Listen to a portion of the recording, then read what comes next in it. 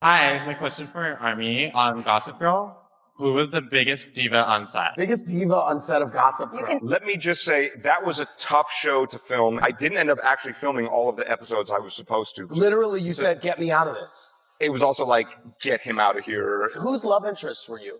Blake Lively's love You interest. were? Yeah. Okay, well then. Sounds like she was the problem. It sure does, Chelsea. No, that's not what I'm That's saying. exactly what I was thinking. Stand. She doesn't want her husband to take the stand. She doesn't want Taylor Swift to take the stand, nor do they want to take the stand. So if they came to you and just said, we will call this a massive misunderstanding, can we just drop it? Would you entertain it? Curious. I mean, he was called a sexual predator, or are they saying he's still a sexual predator, but it's a misunderstanding? You know, Right. You are going to depose Blake Lively, Ryan Reynolds, Taylor Swift. Hollywood is reportedly in turmoil as stars come together to call out Blake Lively and Ryan Reynolds, alleging that the high-profile duo strategically manipulated their rise to stardom. The controversy is gaining momentum quickly, with sources linked to the Deadpool and Wolverine productions stepping forward. Numerous individuals accuse Reynolds of maintaining tight control on set, taking over projects and dismissing collaborative input. Actors and crew members allege he pushed a rigid take-it-or-leave-it attitude, which fostered friction and suppressed opposing voices.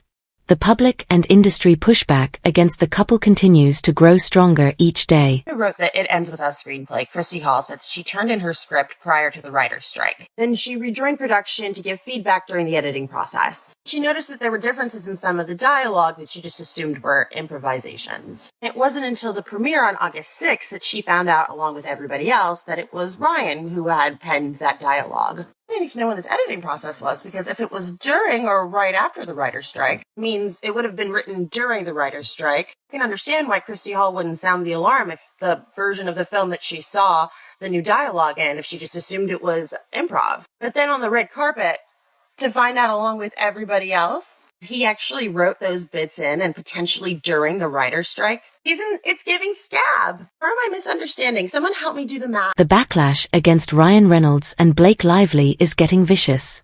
Fans are calling out Reynolds online, blasting his alleged actions as shameless and a complete betrayal of Hollywood's integrity. At the same time, Lively's past is being re-examined, and the evidence is stacking up. In 2018, she was originally only set to star in The Husband's Secret, yet somehow walked away with an executive producer title. But that's just scratching the surface. Independent creators, some dating back to 2014, are now speaking up, accusing Lively of using their designs, profiting off their work, and then vanishing without a word. The once beloved image of Hollywood's golden couple? It's over.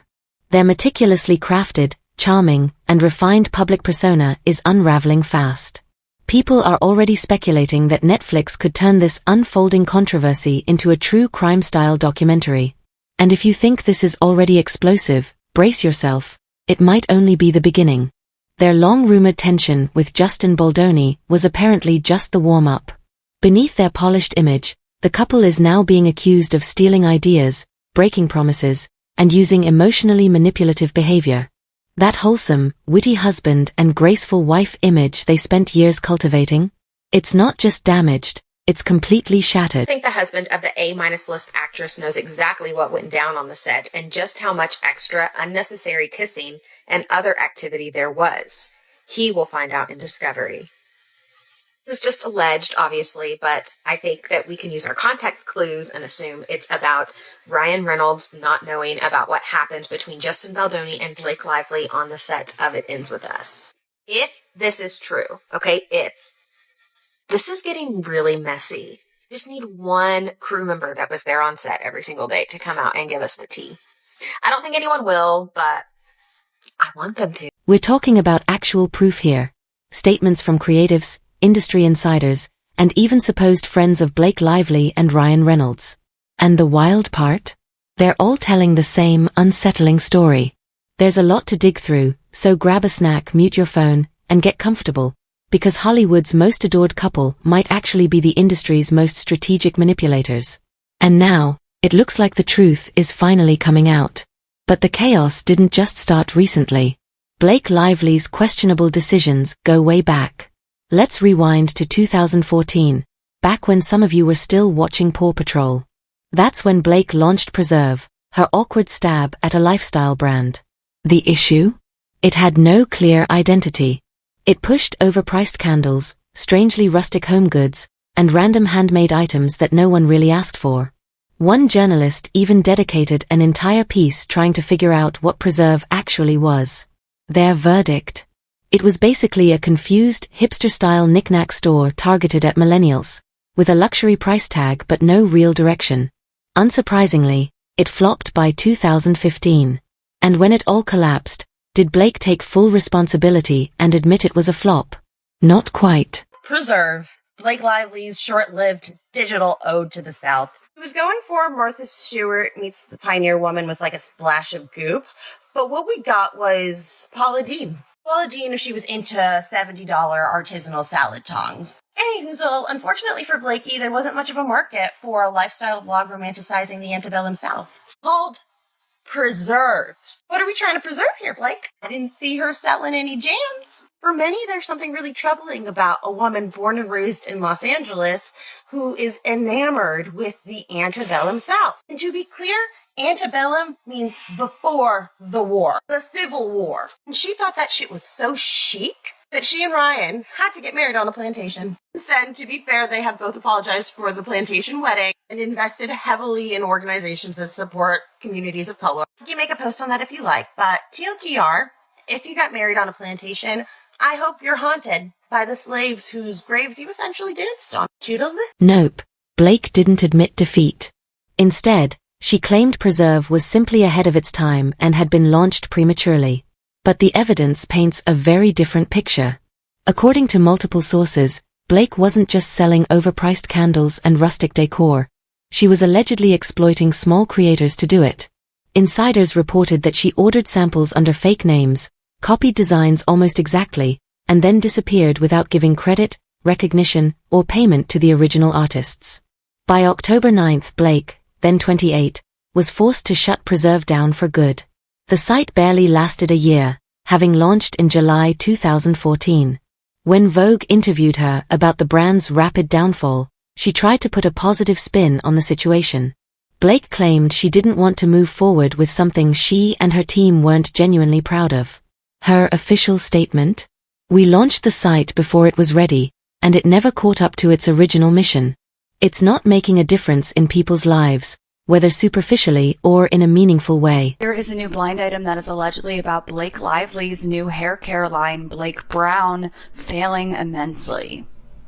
Apparently, a hair care line in a movie about DV is not a great marketing twofer. The new line of the A- list actress is bombing. That makes her like 0 for her last 6 when it comes to establishing a brand. And again, this is allegedly Blake Lively and her new hair care brand, Blake Brown, and it is comparing her past brands, Betty Buzz, a line of non-alcoholic drink mixers, Betty Booze, a line of alcoholic canned cocktails, and Preserve and Gifting, kindness and gifting advice. And the related headline reads, "The Blake Lively backlash was a long time coming." The drama surrounding It Ends With Us seemed to be some of the biggest entertainment news this week, with Blake Lively catching a lot of heat for her conduct during the press release for the film and some problematic past actions. Just when you thought Blake's alleged sticky fingers were only taking from Etsy creators, here comes another supposed scheme, this time involving film scripts. And while this next part falls into the category of Hollywood whispers and never quite made the mainstream gossip circuit, if it's true, it's messy. Back in 2017, Blake was selected to star in the CBS Films thriller The Husband's Secret, and that's reportedly when the drama kicked off, with an indie screenwriter coming forward online, claiming her original script had been circulating in Hollywood for years, only to suddenly resurface, heavily reworked, as the exact film Blake was leading, and while this could be a coincidence, the timing raised suspicions. Major entertainment outlets like Deadline, Variety, and The Hollywood Reporter didn't touch the story, likely because calling out big-name celebrities was taboo at the time, especially when they were still at the top of their game, which might explain why this story flew under the radar. But here's where it really escalates. An old interview recently resurfaced where Blake casually boasts about taking creative control from directors and producers, speaking as if taking over someone else's work was cute or something to be proud of. And just to verify, yes, Blake wasn't just the lead in The Husband's Secret, She also secured an executive producer credit, which, as anyone familiar with the entertainment world knows, is sometimes nothing more than a vanity title, a way to flaunt influence without actually contributing. There's no direct proof tying her to the screenwriter's claim, but the situation fits a concerning pattern that critics say has been playing out for years. Blake gaining from other people's work. If you really want to trace the roots of that behavior, go back to the set of Gossip Girl, where her first rumored target was Penn Badgley, and reports say before Penn even got settled in the cast, Blake was allegedly already working behind the scenes to turn others against him, not because he had done anything wrong, but simply because she didn't like him, and for weeks, cast members reportedly gave Penn the cold shoulder, only to later realize he was actually a decent person, though by that point the damage had been done. The real twist is that despite the reported behind-the-scenes drama, Blake and Penn ended up dating for 3 years, and when the relationship ended, she swiftly moved on to Ryan Reynolds as if nothing had ever happened. But things didn't stop there. After marrying Reynolds, Blake's power in Hollywood grew rapidly, and around the same time, Penn Badgley's career reportedly began to decline, with industry whispers suggesting he may have been quietly blacklisted, allegedly because Blake was no longer on good terms with him.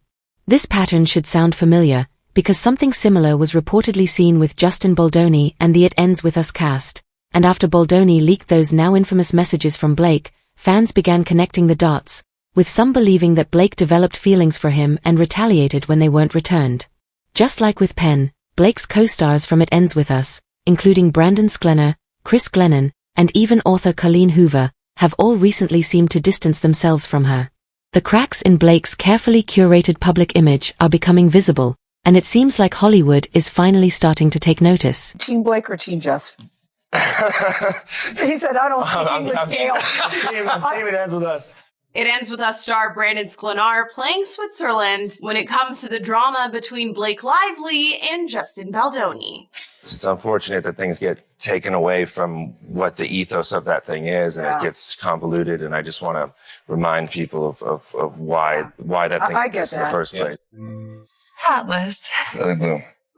It's been a long time. Yeah. She has a really amazing ability to make people feel really. Allegedly, those closest to Blake Lively have finally started connecting the dots and realizing they were being manipulated the entire time. And if you missed it, I already broke down how Penn Badgley subtly suggested that Blake sabotaged his career, so if you haven't watched that yet, go check it out.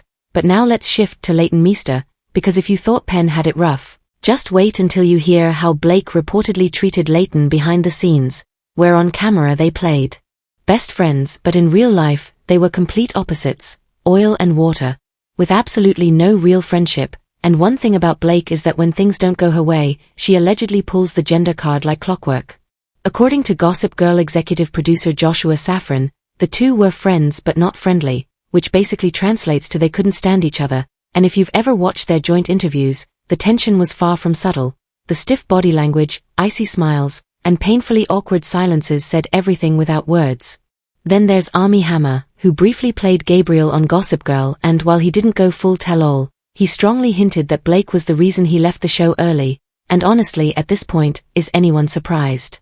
One of Blake's most infamous behind-the-scenes fallouts came during the press tour for A Simple Favor, where reports said the tension between her and co-star Anna Kendrick was unbearable, and even one of the producers admitted Blake was extremely difficult to work with, and instead of taking accountability, she allegedly flipped the narrative and accused Anna of stealing the spotlight during promo events. But the internet wasn't buying it, responding with a collective "girl, please." And if you're curious about how Anna Kendrick calmly but effectively shut Blake down, I already did a full deep dive on that too, but just know that these are only some of the many receipts that have exposed Blake's problematic behavior over the years. But here's where it gets even deeper. Blake's not the only one with skeletons falling out of the closet, because her husband Ryan Reynolds might have an even messier trail behind him, from shady business tactics to dominating behavior on set, and now several celebrities are finally speaking up, and the picture they're painting isn't exactly flattering. First up is Tim Miller, the original director of Deadpool, who was essential to making the first movie a success, but after it became a blockbuster hit, Ryan allegedly seized control of the franchise and began treating it like his personal playground, insisting on final say over scripts, tone, scenes, basically everything. And when Tim pushed back, Ryan reportedly shut him down with a "my way or the highway" attitude, leading Tim to walk away from Deadpool 2 completely. In a later interview with Mental Health magazine, Tim said, I don't mind having a debate, but if I can't win, I don't want to play. And I don't think you can negotiate every creative decision, which basically means Ryan wasn't collaborating. He was controlling. And Tim wasn't alone. T.J. Miller, who played Weasel in the Deadpool films, also had his own horror story, and unlike Tim, T.J. didn't hold back, revealing that working with Ryan was so toxic that he walked away from a major paycheck just to avoid being around him, saying Ryan treated him terribly on set. Not in a jokey way, but in a demeaning, condescending manner that left no room for doubt, and the worst part was, TJ claimed he never even knew what he did wrong, later concluding that it all came down to Ryan's ego and the fact that he needed to be the center of attention, and if someone else started getting laughs or recognition, it became an issue. And Ryan's alleged control didn't stop with his male co-stars, because even his leading lady wasn't immune. Morena Baccarin, who played Vanessa in Deadpool, was a central figure in the first film but practically disappeared in the sequel, and rumor has it that a real-life falling out with Ryan led to her screen time being cut significantly, with some sources saying she pushed back on his behavior or challenged a few jokes she didn't agree with. Whatever the reason, she went from a key character to almost invisible, and not only was she left out of the sequel's spotlight, but when Deadpool and Wolverine started its promotional run, Morena was nowhere to be seen. No red carpet photos with the cast, no interviews, nothing. Just her showing up solo while the rest of the team gathered around Ryan, and that kind of silence speaks volumes. And if all of this sounds familiar, it should, because it mirrors the same Blake and Justin Baldoni situation. Same pattern, where a powerful Hollywood couple seems to be calling the shots, and anyone who doesn't fall in line gets pushed out. Let's circle back for a moment to that rumored drama between Blake and It Ends With Us star Justin Baldoni, where after those private messages allegedly leaked, fans started putting the pieces together and came up with a theory that Blake may have developed feelings for Justin and retaliated when he didn't reciprocate, and ever since, co-stars like Brandon Sklenar, Chris Glennon, and even author Colleen Hoover have noticeably distanced themselves from her. Now, going back to Penn Badgley again, the same pattern of social sabotage seems to track, with reports saying that Blake iced him out on Gossip Girl before he even had a chance to find his footing. Not because of anything he did. Oh, I'm shocked to see you here, Ryan Reynolds, and he makes a joke like, wait, what have you heard? What do you mean? Who else? Who else has a question? I have a question. Oh, hey, Ryan Reynolds. Hi. Hey. Ryan Reynolds, how's it going? Great. All right, what have you heard?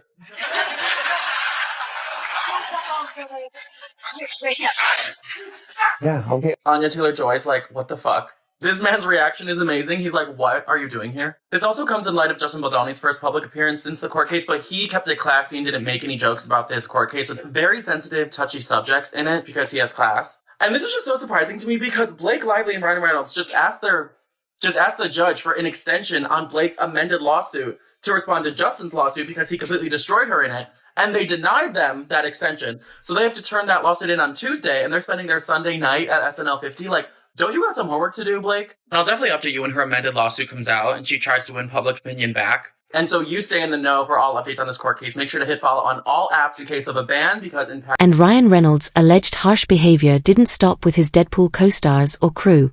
Reality TV personalities have shared their own experiences, and they didn't hold back. During an episode of Watch What Happens Live with Andy Cohen, the Jersey Shore cast was asked the classic question, who's the rudest celebrity you've ever met? Most people usually dodge it, laugh, or give a neutral answer, but not this group.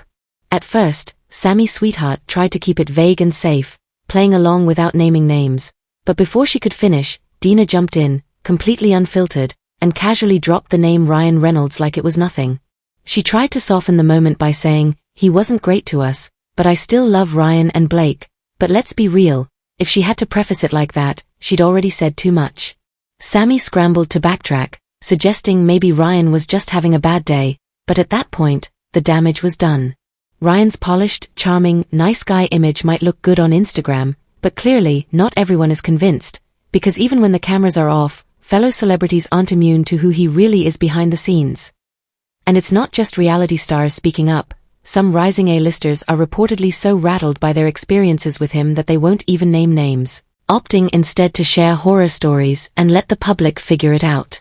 One notable example is Rebecca Ferguson. The actress opened up about working with a nightmare co-star who made her life miserable on set, and although she never said the person's name, the clues were hard to ignore. She described the actor as deeply insecure, constantly forgetting lines, and instead of taking responsibility, this person lashed out at her, screaming in front of the entire crew and publicly berating her, even calling her a trash actor. Rebecca admitted she left set in tears multiple times. But here's where it turns. She didn't just take it. One day, she'd had enough, stood her ground, and told the mystery actor to get off her set, delivering a now iconic line, "I'd rather act with a tennis ball than deal with your dusty, sexist attitude." Legendary. After her story went viral, countless celebrities, including Dwayne "The Rock" Johnson, came forward to support her and show solidarity, and the internet immediately started connecting the dots. Rebecca Ferguson just starred in Jude 2, which has so far made $178 million, but not all of her roles are so easy, and for one role she was screamed at. And Rebecca Ferguson recently went viral telling a story of an actor or actress who went up on set screaming at her and said she's going to be fired from the role. Many people assumed it was her longtime Mission Impossible co-star Tom Cruise, but she confirmed it wasn't him. And then people jumped to assume it was Hugh Jackman, who she's done multiple movies with, but she confirmed it wasn't him, saying it wasn't anybody she's done more than one movie with. Because so many people are trying to figure out who screamed at her, other former co-stars of hers such as Dwayne Johnson and Emily Blunt have released statements saying it wasn't them. Now, many people think it's Jake Gyllenhaal because of recent issues he's had where a $30 million movie was cancelled due to erratic behavior he had on set. Jake Gyllenhaal, for a recent movie filmed in Iceland, made the crew sleep in their cars because he was afraid of getting COVID in the hotel, but at the same time stripped naked in front of everybody to swim in the ocean. Gyllenhaal made them redo the script a month before filming, which did cause issues. Also, many believe it was Hugh Grant, who she worked with years ago and is known to be difficult on set. But no one's guilty until she says who, and with that, I'm Charles Pearl, subscribe. Even some of Rebecca Ferguson's former co-stars reached out after she told her story, saying things like, "Girl, we knew you were going through it, but this is wild." And while Rebecca kept the name of her toxic co-star under wraps, she made one thing absolutely clear. It wasn't Tom Cruise or Hugh Jackman, but although she never explicitly said Ryan Reynolds, based on his increasingly troubling track record, many still have him on their suspect list. Rebecca isn't the only one who seems to have quietly distanced herself from Ryan, as even his so-called Hollywood besties have gone cold, and one of the most noticeable changes was with Jake Gyllenhaal. After starring together in Life, Ryan and Jake were inseparable, giving off full bromance vibes with interviews, inside jokes, red carpet chemistry, the whole package. But then, almost overnight, radio silence, and for someone like Jake, who's notoriously private and stays out of drama, the fact that he's completely ghosted Ryan is more than a little suspicious.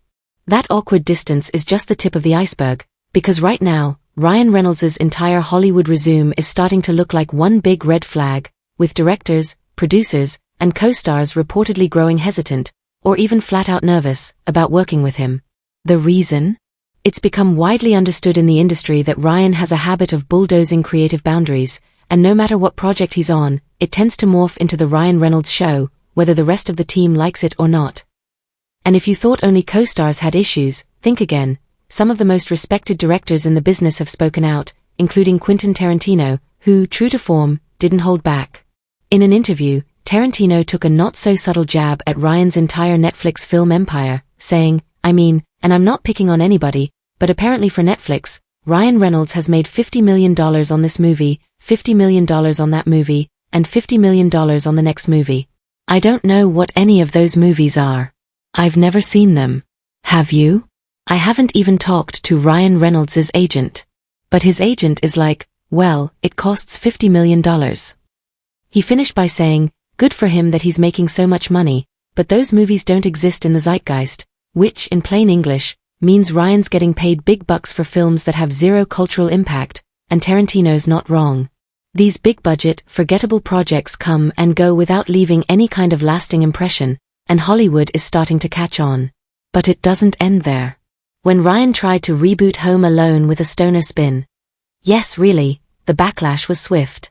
His version, titled Stoned Alone, was pitched as a weed-fueled parody, and fans weren't having it, but the harshest criticism came from Home Alone's original director, Chris Columbus, who called the concept disrespectful and an insult to the art of cinema, flat out telling Ryan to sit down and re-watch the original.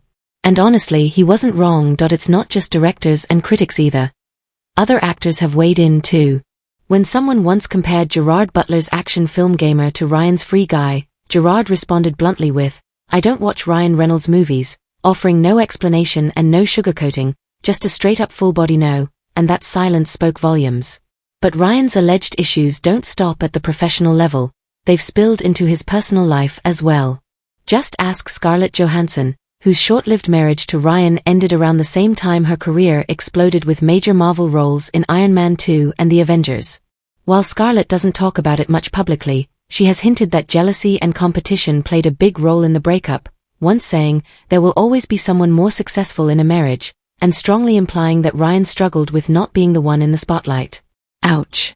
I already did a full breakdown on how jealousy, cheating rumors, and career envy factored into their split, so check that out if you haven't yet, but the key takeaway is that this label of insecurity and ego isn't just being thrown around by one or two people. It's a recurring theme, from co-stars to directors to exes. At a certain point, if everyone's saying the same thing, can they all be wrong? And now, as more and more stories come to light, the polished image Blake and Ryan have cultivated for years is starting to show cracks.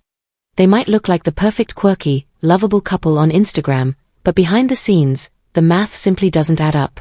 From shady business moves and on-set meltdowns to personal relationships scarred by manipulation, jealousy, and power plays, Hollywood is finally calling it out. People aren't staying silent anymore. The receipts are out, the whispers have become headlines, and the industry is taking notice. Thanks for watching. I want to hear what you think. Do you believe the stories? Are Blake and Ryan just really good at playing the part while hiding something darker? Drop a comment below and let's talk about it, and don't forget to check out the full video where I break down how Penn Badgley called out Blake for derailing his career, and the one where Anna Kendrick subtly ended Blake during the A Simple Favor press tour. Click on one and let's keep this conversation going.